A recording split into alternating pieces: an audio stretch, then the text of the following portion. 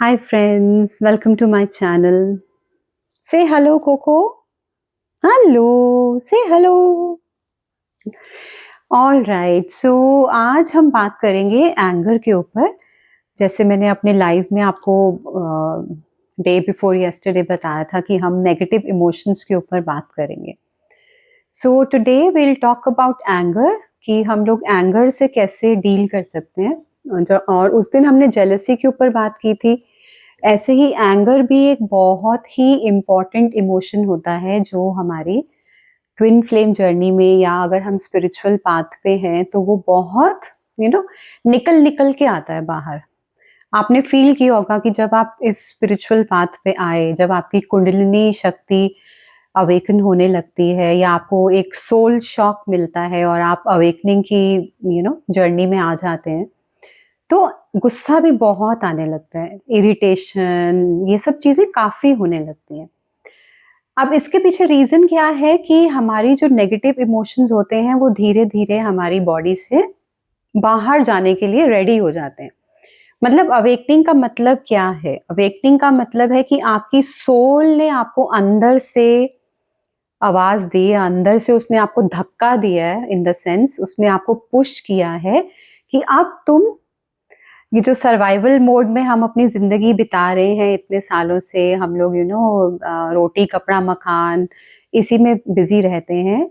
तो वो हमें ये बताने चाहती है कि अब आप निकलो उस चीज़ से बाहर, ऊपर उठो। कब तक उसी माया जाल में बैठे रहोगे? मैट्रिक्स लाइफ़ कब तक आप जियोगे? तो इसीलिए हमें पुश किया जाता है, हमें you are pulled into awakening, आपको धक्का दे दिया जाता है उसके अंदर, ठीक है ना? तो उसमें होता क्या है, आपकी धीरे-धीरे सारे नेगेटिव इमोशंस ऊपर आते हैं और वो सरफेस पे आते हैं ताकि आप उनको रिलीज़ कर सकें। अब जेलसी आती है, जैसे अब एंगर हो गया और गिल्ट हो गया, जजमेंट हो गया, ऐसे बहुत सी चीज़ें आती हैं। तो आज हम एंगर के ऊपर बात करेंगे। अब एंगर का क्या है कि हमारे इतने चाइल्डहुड ट्रॉमास रहे हैं, हम सबके होते हैं, या हमने अपनी लाइफ जिस तरीके से जी है आज तक, जो भी आज आपकी एज है, उसमें बहुत सारे सप्रेशंस होते हैं लाइफ में, है ना? क्योंकि आप करना कुछ और चाहते हैं, कर कुछ और रहे होते हैं, पेरेंट्स के दबाव में या वैसे और सोसाइटी के प्रेशर में, चाहते कुछ और है, मिला कुछ और है। बहुत सी चीज़ें हो जाती हैं ऐसी, मतलब आपकी मनपसंद की लाइफ तो नहीं मिलती है, किसी को भी नहीं मिलती है। तो हम जो वो कॉम्प्रोमाइज़ेज़ करते रहते हैं, एडजस्टमेंट्स करते रहते हैं और एक अपने आप को प्रूव करना जो होता है हमें, कि हमें ये पढ़ के ये नौकरी लेनी है, हमें कुछ प्रूव करना है सोसाइटी में। तो अपना एक मार्क जो हमें बनाना होता है सोसाइटी में, उसकी वजह से एंगर बहुत ज़्यादा हो गया है आजकल। और पहले भी था, ऐसा नहीं है कि पहले नहीं था। जो हमसे पहले जनरेशन्स थी, जैसे मेरे फादर मदर की जनरेशन है या उससे भी पहले की जो जनरेशन है, नानी दादी वाली जनरेशन, उसमें भी एंगर इश्यूज थे। ऐसा नहीं था कि वहां पे एंगर इश्यूज नहीं है, तब भी थे। तब उनकी अलग टाइप की फ्रस्ट्रेशंस थी, आज अलग टाइप की फ्रस्ट्रेशंस हैं। तो पहले तो हमें ये समझना जरूरी है कि जो हमने एक एंगर के ऊपर एक कहते हैं ना, काला एक मार्क लगा दिया है, ब्लैक मार्क, कि एंगर हो गया, गुस्सा आ गया तो वो इंसान ही गलत हो गया, या हम उसको लेबल कर देते हैं, अरे ये तो बहुत गुस्से वाला है, या अरे ये तो बहुत गुस्से वाली है। बट हमें ये समझना जरूरी है कि एंगर सिर्फ नेगेटिव फॉर्म में नहीं है। आई मीन नेगेटिव तो वो है ही है, देखिए वो, क्योंकि आप गुस्सा कर रहे हो या आपको गुस्सा आ रहा है तो आपकी पूरी बॉडी अफेक्टेड होती है ना? सिर्फ हमारा माइंड अफेक्टेड नहीं होता, हमारा पूरा नर्वस सिस्टम अफेक्ट होता है और उससे हमारी पूरी बॉडी अफेक्ट होती है। क्या कर रहे हो कोको? तो सॉरी, ये तंग करता रहता है बीच में आके। सो पहले तो हमें अपना माइंडसेट थोड़ा-सा चेंज करना है कि एंगर जो है वो गलत नहीं है। अगर आपको गुस्सा आ रहा है किसी बात पे, दैट इज़ ओके। माइंडसेट ये चेंज करना है कि उसकी रूट पे जाना है, उसका जो रूट कॉज़ है उस पे जाना है कि क्यों गुस्सा आ रहा है। या अगर किसी की नेचर बन गई है कि उसको बात बात पे गुस्सा आता है, बात बात पे उसको कहते हैं ना, जैसे मतलब एकदम से रिएक्शंस होते हैं, तो उसके रूट कॉज पे जाना जरूरी है कि गुस्सा आने का रीजन क्या है। गुस्सा हमेशा कुछ ना कुछ डीप रूटेड कोई रीजन होता है जिसकी वजह से गुस्सा आता है। या तो कोई आपकी अनमेट नीड है, मतलब जो कोई आपकी ऐसी नीड्स हैं जो पूरी नहीं हुई हैं, या आपने बहुत ज़्यादा क्रिटिसिज्म झेला है, बहुत ज़्यादा जजमेंट्स झेली हैं अपनी लाइफ में, या आपकी बहुत ही कंट्रोलिंग नेचर है कि आप सबको अपने हिसाब से कंट्रोल करना चाहते हैं। सॉरी, मतलब जैसा आप चाहते हैं लोग वैसा ही करें, आपकी ये नेचर हो सकती है। और या बहुत सारे सप्रेस्ड इमोशंस होते हैं अंदर जो आपने कभी बाहर नहीं निकाले, छुपे हुए दबे हुए इमोशंस होते हैं, है ना? मतलब वो ऐसे होता है कि हम जैसे कोई ना किसी पॉइंट पे, जैसे किसी मम्मी की जैसे कोई बात बुरी लगी या किसी और की, आई मीन आपकी फैमिली में कोई भी हो सकता है, लेकिन उस टाइम आपने नहीं बोला, आपने वो अंदर दबा लिया, तो वो धीरे धीरे फिर एंगर की फॉर्म लेते हैं। जो जो भी हम इमोशंस दबा लेते हैं अंदर, वो धीरे धीरे एंगर की फॉर्म लेने लगते हैं। इसलिए कहा जाता है कि चुप नहीं रहिए, बोलिए। हम हमेशा दूसरों को यही एडवाइस देते हैं कि अगर आपके मन में कुछ है, जैसे कपल थेरेपी होती है, हस्बैंड वाइफ के बीच में प्रॉब्लम्स होती हैं, तो वहां पे भी यही एडवाइस दी जाती है कि बोलिए, डिस्कशन कीजिए, कम्युनिकेट करिए। अगर आप कम्युनिकेशन नहीं रखेंगे और अंदर ही सब कुछ सप्रेस कर लेंगे, तो वो आपका माइंड भी खराब कर रहा है, आपकी इमोशंस भी खराब कर रहा है, और आपकी पूरी हेल्थ खराब कर रहा है। ठीक है ना? तो बोलना जरूरी है। इसलिए सप्रेशंस नहीं करने चाहिए। जो भी आपके इमोशंस हैं आप उनको बताइए और उसको बाहर निकालिए। तो एक तो हमें ये जजमेंट हटानी है कि एंगर गलत है, क्योंकि हमें एंगर की रूट कॉज पे जाना है कि गुस्सा क्यों आ रहा है। ठीक है ना? एक बार मेरे पास एक अभी पीछे एक काउंसलिंग आई थी, आई मीन सेशंस भी चल रहे हैं उनके। उन्होंने अपने घर वालों के दबाव में आके मैरिज कर ली और बहुत साल हो गए अब शादी को, लेकिन एडजस्टमेंट कभी हो नहीं पाई। बहुत कोशिश की, तो वो धीरे धीरे धीरे वो जो सप्रेशन था और एक वो रिजेंटमेंट कि मुझसे ज़बरदस्ती शादी करवा ली मेरे पेरेंट्स ने, मुझे इमोशनल ब्लैकमेल करके, और हस्बैंड के साथ भी एडजस्ट करते करते वो मतलब नर्वस ब्रेकडाउन जैसा होता है ना, उस लेवल तक आ गई है वो लेडी। और इतना ज़्यादा सप्रेशन है उनके अंदर कि एंगर इश्यूज बहुत ज़्यादा हो गए हैं उन्हें। तो ये लॉन्ग रन में अगर आप अपने इमोशंस को सप्रेस करते हैं तो आपकी लाइफ ही स्पॉइल होती है, आपकी बॉडी स्पॉइल होगी, आपका पूरा मेंटल हेल्थ आपकी पूरी स्पॉइल हो जाती है। तो आज हम एंगर के ऊपर इसीलिए बात कर रहे हैं कि हम एंगर को पॉजिटिवली कैसे ले सकते हैं और इसको कैसे हम डील कर सकते हैं इससे। ठीक है? We are not trying to suppress anger or justify it. We are learning how to listen to it, how to regulate it, and release it without hurting ourselves or others. ठीक है? इसका ये मतलब है कि हम यहाँ पे एंगर को सप्रेस करने की कोशिश नहीं कर रहे हैं, हम ये सीखने की कोशिश कर रहे हैं कि एंगर को कैसे हम रेगुलेट कर सकते हैं और कैसे दूसरों को बिना हर्ट किए या खुद को बिना हर्ट किए इसको रिलीज कर सकते हैं। ओके, अब इसमें 5 पॉइंट आते हैं। पहला है, बहुत ही आप इसको ना बहुत मतलब समझने की कोशिश करिएगा, क्योंकि ये बहुत ही इंपॉर्टेंट पॉइंट्स हैं। एंगर का पूरा क्या प्रोसेस है वो इसमें समझाया गया है।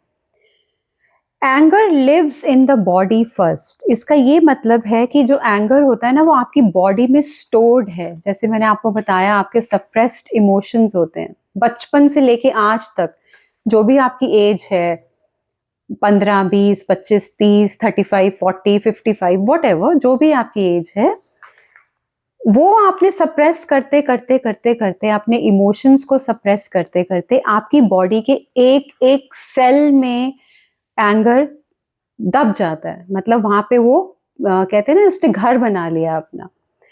तो जो सबसे पहले हमें गुस्सा आता है वो हमारे माइंड की रिस्पॉन्स नहीं है, वो हमारे बॉडी की रिस्पॉन्स होती है। हमारा नर्वस सिस्टम इतना ज़्यादा फाइट, फ्लाइट एंड फियर और फ्रीजिंग मोड में रहता है कि एकदम से चुटकी बजाते ही आपके रिएक्शंस आने लगते हैं, ठीक है ना। तो जो हमारा नर्वस सिस्टम है वो ऐसे रिस्पॉन्ड देता है, और वो क्यों देता है? क्योंकि हमारी बॉडी ऐसे रिस्पॉन्ड देती है, बिकॉज एक एक सेल के अंदर हमारे सप्रेस्ड इमोशंस हैं, तो इसलिए जल्दी से आप रिएक्शंस देते हैं, जल्दी से ही एकदम से गुस्सा आ जाता है, एकदम से इरिटेट हो जाते हैं, ठीक है। सो रेगुलेशन जो है इट कम्स बिफोर अंडरस्टैंडिंग। जब आपकी बॉडी शांत रहेगी, जब आपके सारे सप्रेस्ड इमोशंस निकलेंगे धीरे धीरे, तो जाके आपके एंगर इश्यूज हील होते हैं, आपका गुस्सा कम होने लगता है, आप बहुत शांति में आ जाते हैं, ठीक है ना। तो अपने इमोशंस पे और अपनी फीलिंग्स पे काम करना बहुत जरूरी है, बहुत जरूरी है। Now the second point is pause before reacting. इसमें क्या है कि इसमें आपको ये ध्यान रखना है, अगर आप कंट्रोल करना चाहते हैं एंगर को, पहली बात तो ये है कि अपने इमोशंस और अपने ट्रिगर्स पे काम करिए, अपनी फीलिंग्स पे काम करिए, जो जो आपने अंदर भरा हुआ है वो सब बाहर निकालिए। और दूसरा है कि आप डीप ब्रीदिंग कर सकते हैं उस टाइम पे, ठीक है ना। मतलब आपको जैसे ही आपको लगा कि अब आपका मतलब पॉइंट आ गया, आप रिएक्शन यहाँ पे दे सकते हो, तब वहां पे आप ऐसे डीप ब्रीदिंग करिए और उसको फिर ऐसे माउथ से एक्सेल करना होता है। तो जैसे ही आप ऐसे एक गहरी सांस भरेंगे अंदर और जब आप एक्सेल करते हैं, आपका पेट, आप पेट पे अगर अपने हाथ रखेंगे तो आपकी जो बेली है वो अंदर जाती है, वो श्रिंक होती है। जब हम अपना सांस छोड़ते हैं, इसका मतलब जब हम एक्सेल करते हैं तो हमारी जो बेली होती है वो अंदर जाती है, श्रिंक होती है। तो अगर आपने 2-3 बार भी ऐसे इनहेल और एक्सेल किया तो आपका रिएक्शन बंद हो जाता है, वहां पे आप पॉज ले लेते हो, तो आप रिएक्ट, एकदम से आपके रिएक्शंस नहीं आएंगे, जोर जोर से बोलना, चिल्लाना, वो सब नहीं होगा, आप रिस्पॉन्सिव मोड में आ जाएंगे, ठीक है ना। तो आपको पॉज लेना बहुत जरूरी है। तीसरा है कि क्या अपने आप को कुछ आप क्वेश्चंस पूछिए। यहाँ पे आप अपने आप को ये पूछ सकते हैं कि क्यों मैं गुस्सा हो रहा हूँ, वाई एम आई एंग्री, क्यों मेरा ऐसा रिएक्शन क्यों हो रहा है, या मैंने ऐसा रिएक्शन क्यों दिया, क्या इसके पीछे मेरी कोई फीलिंग है, क्या मेरे कोई सप्रेस्ड इमोशंस हैं, या मुझे ऐसा लगता है कि मुझे सुना नहीं जा रहा है ना। तो आपको थोड़ी सी क्लैरिटी आएगी। इसका मतलब है यहाँ पे आप ये शैडो वर्क कर सकते हो, इसको आप लिख भी सकते हो कि मैं क्यों गुस्सा होता हूँ, या मुझे क्यों ऐसे रिएक्शन देने पड़ते हैं, क्या मैं मतलब इसको कंट्रोल नहीं कर सकता, इसके पीछे का रीजन क्या है, कौन सा ऐसा सप्रेस्ड इमोशन है मेरा, या मुझे ऐसी फीलिंग आती है कि लोग मुझे समझते नहीं हैं, ठीक है ना। तो ये शैडो वर्क हो सकता है इसके ऊपर। द नेक्स्ट पॉइंट इज, बहुत बार एंगर के नीचे एक सप्रेस्ड इमोशन होता है, जैसे मैंने आपको पहले भी बताया, और वो इमोशंस हो सकते हैं हर्ट, मतलब आपको कहीं बुरा लगा होगा, बचपन में भी लग सकता है, वो इनर चाइल्ड हीलिंग होगी फिर इसके ऊपर। या फियर, मतलब कोई डर है उसके नीचे, या आपको रिजेक्शन का कोई बहुत बड़ा वूंड है कि लोगों ने आपको रिजेक्ट किया है, या कुछ ऐसा हुआ है आपके साथ, या बिट्रेल का वूंड होता है। बिट्रेल मतलब चीटिंग का, आपके साथ चीटिंग हुई है लाइफ में, किसी ने आपको धोखा दिया है, ये सब इमोशंस हो सकते हैं उसके पीछे। फियर का इमोशन भी एक बहुत बहुत ही ज्यादा बड़ा एक होता है, तो आप इस पे जरूर अपने आप से बात करिएगा कि क्या डर है इसके पीछे, मुझे गुस्सा क्यों आता है, डर कौन सा है उसके पीछे, ठीक है ना। तो ये भी एक फॉर्म का, it is a kind of a shadow work, अपने आप से बात करनी है यहाँ पे। नाउ इसमें क्या है, आप नेक्स्ट पॉइंट क्या है कि आप इसको सेफली रिलीज करिए। अब इसको आप रिलीज कैसे कर सकते हैं? जब आपको समझ में आ गया ये ऊपर वाले सारे पॉइंट्स करके कि मेरे को ये प्रॉब्लम है या मेरा ये इमोशन है, मेरा ये वूंड है यहाँ पे, तो उसको फिर से वही जैसे हम हीलिंग करते हैं कि वहां आप प्रेजेंट रहिए, उस पार्ट के साथ आप बात करिए और जो उसको चाहिए वो उस टाइम आप उसको प्रोवाइड करिए, सपोर्ट प्रोवाइड करिए, प्यार प्रोवाइड करिए, ठीक है? और फिर उसको रिलीज कर दीजिए। तो जब आप उसको रिलीज कर देंगे तो आप एंगर को रिलीज कर देंगे, ठीक है? तो ये एक दिन में तो नहीं होगा, क्योंकि कितनी ही हमारी ऐसी वूंड्स हैं। अगर आपकी आज एज 30 भी है तो 30 साल पुरानी सारी बातें, जहां जहां आपको एंगर फील हुआ, उसको आपको सबको रिलीज करना है। ओके, तो ये एक दिन में तो नहीं होगा, it will take time. All right, now the next point is anger reduces when boundaries increase. इसका ये मतलब है कि जब आप अपनी बाउंड्रीज सेट कर लेते हैं तो आपका गुस्सा होना कम हो जाता है, आपको गुस्सा आना कम हो जाता है। गुस्सा हमें इसलिए आता है जब हम दूसरे हमें इरिटेट करते हैं, जब मोस्टली ऐसा ही होता है कि दूसरे जब हमारी बाउंड्रीज को क्रॉस करते हैं तो हम चिड़चिड़े हो जाते हैं, हम गुस्से में आ जाते हैं। तो आपको अपनी बाउंड्रीज को यहाँ पे बहुत स्ट्रॉन्ग करना है, ठीक है ना? जो आपको पसंद नहीं है आप क्लियरली सबको बता दो कि मुझे ये पसंद नहीं है, ठीक है ना? अगर आपको हर सामान अपनी जगह पे चाहिए, आप क्लियरली उनको ये बता दीजिए कि मुझे हर चीज अपनी जगह पे चाहिए, या जो भी आप और कम्युनिकेट करना चाहते हो तो कम्युनिकेट करिए। जैसे मैंने आपको पहले भी बताया, अंदर नहीं दबा के रखना है, हर चीज को कम्युनिकेट करना है। ओके, नाउ नेक्स्ट पॉइंट और द लास्ट पॉइंट ये है कि अगर आप ओवर गिविंग का पैटर्न आप रखते हैं, या आप ओवर गिविंग बार बार करते हैं, या पीपल प्लीजिंग आप बार बार करते हैं। पीपल प्लीजिंग का मतलब होता है दूसरों को खुश करते रहना, और ओवर गिविंग का मतलब जरूरत से ज्यादा देना दूसरों को। तो अगर आपके ये दोनों पैटर्न्स हैं तो आप में गुस्से का भी पैटर्न होगा ही होगा, क्योंकि यहाँ पे जो आप अपनी नीड्स को प्रायोरिटी नहीं दे रहे हो, आप अपने आप को प्रायोरिटी नहीं दे रहे हो, आप दूसरों को खुश करने में लगे हैं, आप दूसरों को ओवर गिव कर रहे हैं, तो गुस्सा तो आएगा ही आएगा, ठीक है ना? तो खुद को आपको पहले प्रायोरिटी बनाना है, और अपना ये जो ओवर गिविंग का जो पैटर्न है या ये पीपल प्लीजिंग का जो पैटर्न है, इसको हटाना है, आपको इसको चेंज करना है, बाउंड्रीज को स्ट्रॉन्ग करना है। ओके, तो यही सब आप कर सकते हो अपने एंगर को ग्राउंड करने के लिए, एंगर को रिलीज करने के लिए, ठीक है ना? और अब मैं आपको इसमें कुछ अफर्मेशंस बताऊंगी जो आप कर सकते हैं, आप लिख भी सकते हैं। इसमें ये है कि माई काम इज माई पावर। इसका ये मतलब है जो मेरी शांति है, काम मतलब आपकी शांति, आपकी पीस, जो वो आपकी शांति है वो आपकी शक्ति है, वो आपकी पावर है। क्योंकि शांत रहना ही सबसे बड़ी पावर होती है, गुस्से में रहना पावर नहीं है। ये एक मिसकंसेप्शन है कि जो चिल्ला रहा है, जो ऊंचा बोल रहा है वो बड़ा पावरफुल है। नहीं, जो शांत रहता है वो पावरफुल है, ठीक है? तो योर माई काम इज माई पावर, मेरी शांति ही मेरी शक्ति है, ठीक है?